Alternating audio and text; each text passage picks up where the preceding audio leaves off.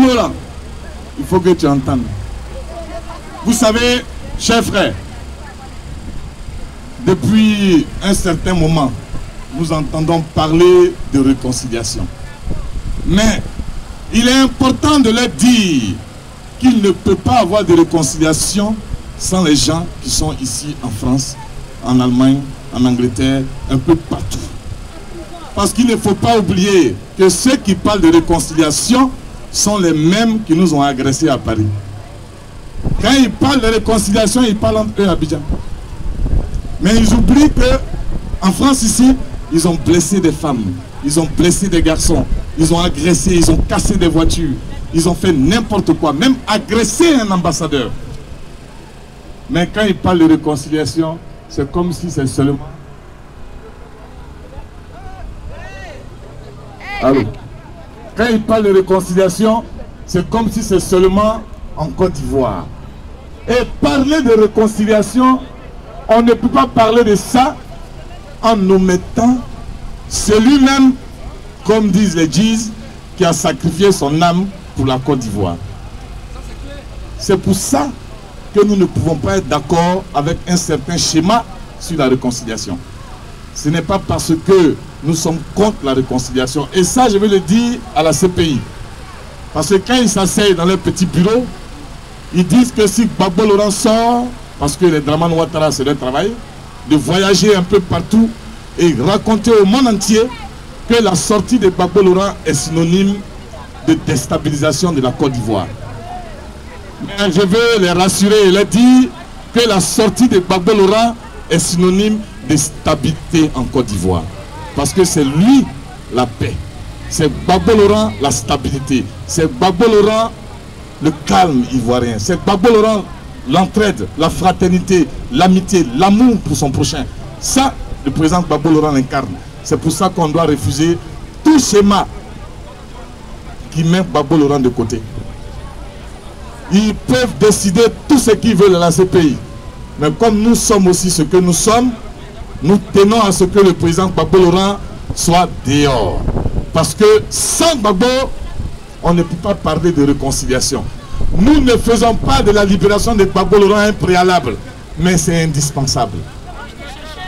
C'est la différence entre ceux qui pensent que nous bloquons la Côte d'Ivoire en disant s'il n'y a pas Gbagbo, il n'y a rien. Nous disons s'il n'y a pas Gbagbo, on ne peut rien. Ce n'est pas parce qu'il n'y a rien, c'est qu'on ne peut rien. Parce qu'il est indispensable au schéma de réconciliation que nous avons conçu pour la Côte d'Ivoire depuis 2002. Nous sommes partis à Accra, d'abord à Lomé, pour la réconciliation, avec le président Eyadema. Il y a des chefs d'État africains, certains ne sont même pas importants à citer, mais il faut les citer, tels que les Ouad, qui ont travaillé à ce que nous arrivions à Marcoussis. Pendant qu'on négociait à Lomé, c'est-à-dire c'était une négociation entre l'État agressé et les agresseurs. Ils ont préféré nous amener à Marcoussis et rassembler les gens qui n'ont pas les mêmes problèmes. Et on leur dit, entendez-vous, on n'a pas les mêmes problèmes, comment on peut s'entendre en 12 jours? Les partis politiques, la société civile choisie par eux, représentée à cette conférence, a décidé d'un schéma pour la Côte d'Ivoire, qui n'était pas le schéma de l'État ivoirien. Parce que Marcoussis, il est bien de dire à ces gens de la CPI, quand ils nous parlent de Marcoussis, il faut qu'ils sachent que Marcoussis n'engageait pas l'État ivoirien. Marcoussis, c'était la rencontre entre des partis politiques et une certaine société civile. Le chef de l'État, le président de la République, Gbagbo Laurent, est venu et il a pris il a acte de ce qui a été proposé aux sorties de Marcoussis. Arrivé à Abidjan, il a soumis aux Ivoiriens.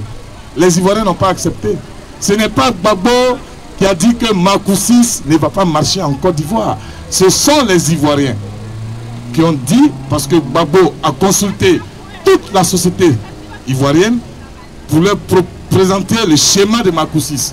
Les Ivoiriens ont refusé parce que ce schéma faisait la part belle à une rébellion. Ce n'est pas Gbagbo qui a refusé. Et ce sont ces mêmes Ivoiriens qui sont encore dans les rues, qui refusent qu'on revienne au schéma de Makoussis qui consiste à dire que quand des bandits prennent des armes et qui tuent des populations, on doit les saluer, les acclamer, les embrasser et faire d'eux des héros. Et nous disons, nous ne sommes pas d'accord avec ce schéma. Quand les voyous prennent des armes pour attaquer la République, nous demandons à Bensouda de faire son travail. Quand elle dit qu'elle est dans un dossier Gbagbo contre le procureur, Gbagbo connaît le procureur où? Pour que les deux aient une affaire, Gbagbo contre le procureur. On a fait croire au monde entier que le président Gbagbo Laurent, il a perdu des élections et il a tué 3000 Ivoiriens pour rester au pouvoir. Nous sommes arrivés à la CPI, ils ont fait les décomptes. On dit que Gbagbo est là pour 166 victimes.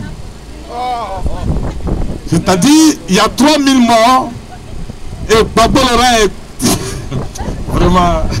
Gbagbo Laurent est à la haie pour 166 victimes. Et les 2834 autres victimes, qui les a tuées?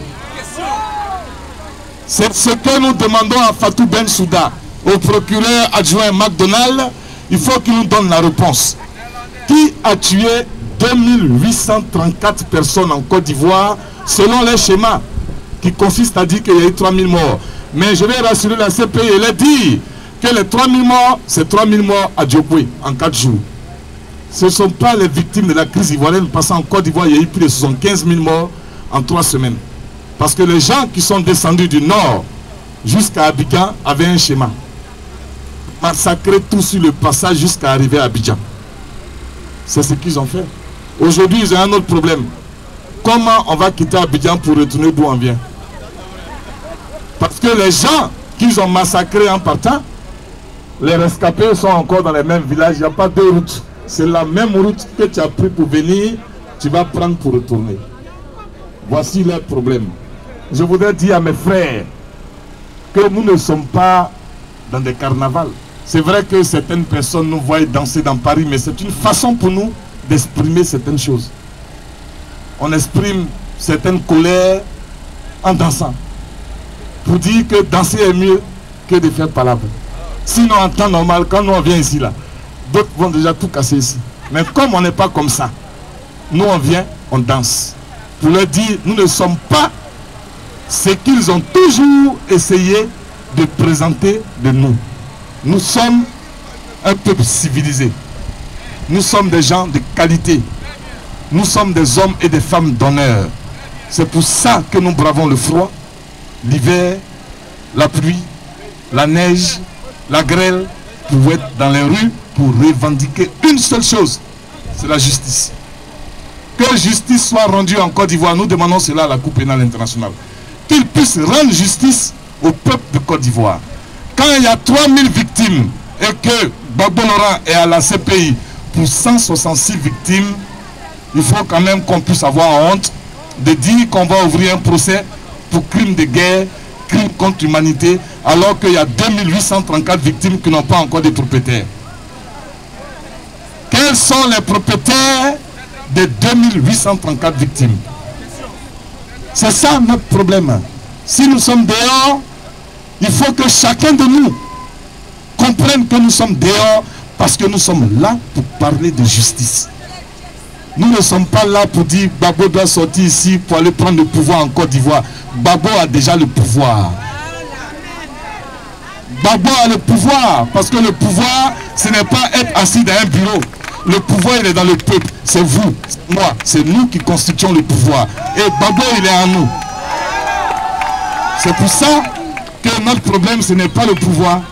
Notre problème, c'est la Côte d'Ivoire. Quelle Côte d'Ivoire nous voulons? Comment nous faisons cette Côte d'Ivoire? Et avec qui on va faire cette Côte d'Ivoire? C'est avec qui là? C'est avec vous. Parce que vous êtes des hommes et des femmes de qualité. Et ça, il faut vous applaudir, chers frères et sœurs. C'est ça notre combat. Beaucoup de gens disent n'importe quoi nous concernant. Les pro-Gbagbo, nous ne sommes pas des pro-Gbagbo, nous sommes des pro-Côte d'Ivoire et Gbagbo incarne la Côte d'Ivoire.